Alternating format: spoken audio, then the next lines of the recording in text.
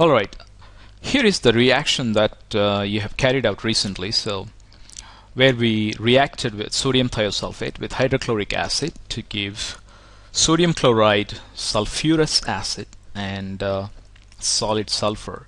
So the yellow substance that you got is basically sulfur.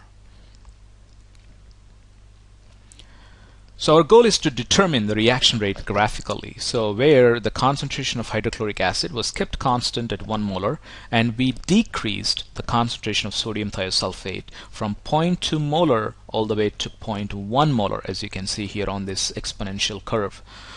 So how do we determine the reaction rate graphically? Well, the first thing that you got to do is draw a tangent.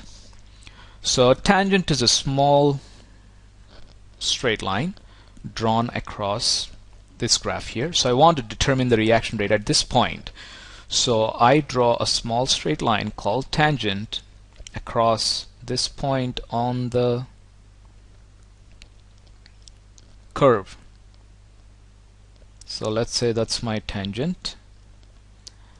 And then I draw a horizontal line and then a vertical line to get a triangle. So we can determine the reaction rate at this point by finding the gradient of this tangent. So let's find the reaction rate. So reaction rate equals to negative gradient. So here gradient for that tangent would be, let's say g is my gradient, that's y over x.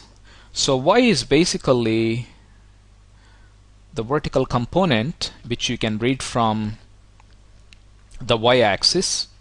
So the values between this part, that's your y, which is about 0.21 minus, and this part correspond, the y value corresponding to this, let's say that's about 0.18 mole per dm cube.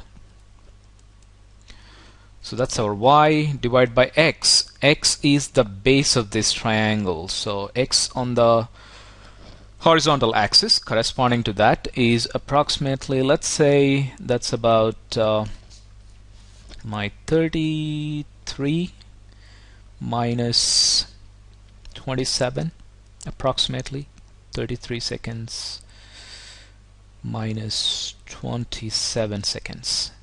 So that would be 0.03 mole per dm cube divided by the time. 33 minus 27 is about 6 seconds, which would be about 0.005 mole per dm cube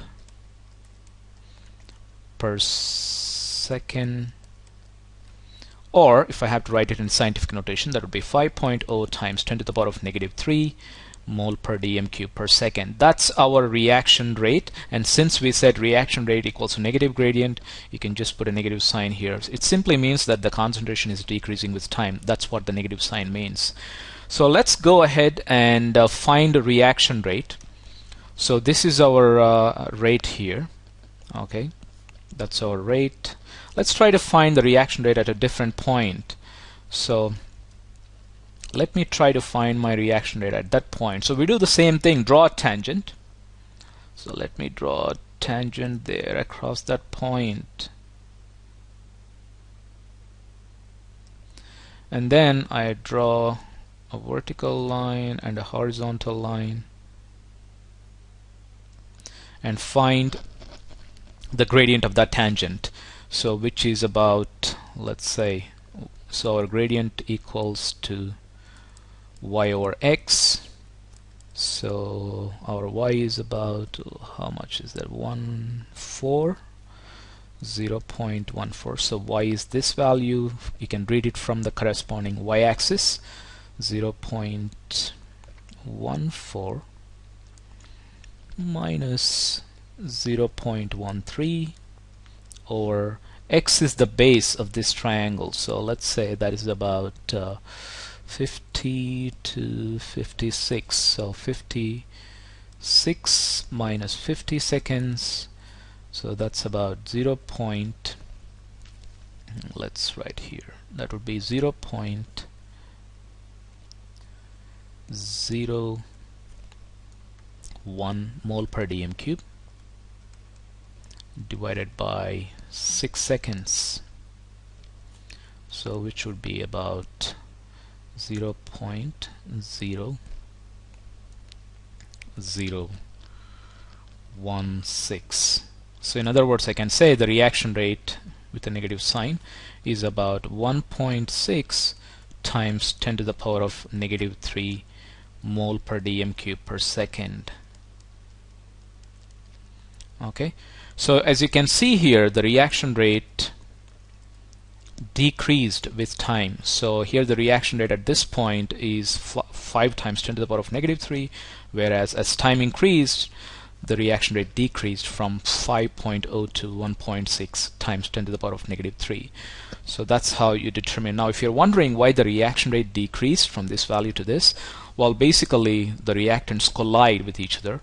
So to form new products, bonds are being broken, new bonds are being formed. So in simple words, the reactant is being consumed as time increases. So kind of disappears because it's been used up. Okay. So that's how you determine the reaction rate graphically for a concentration time graph here.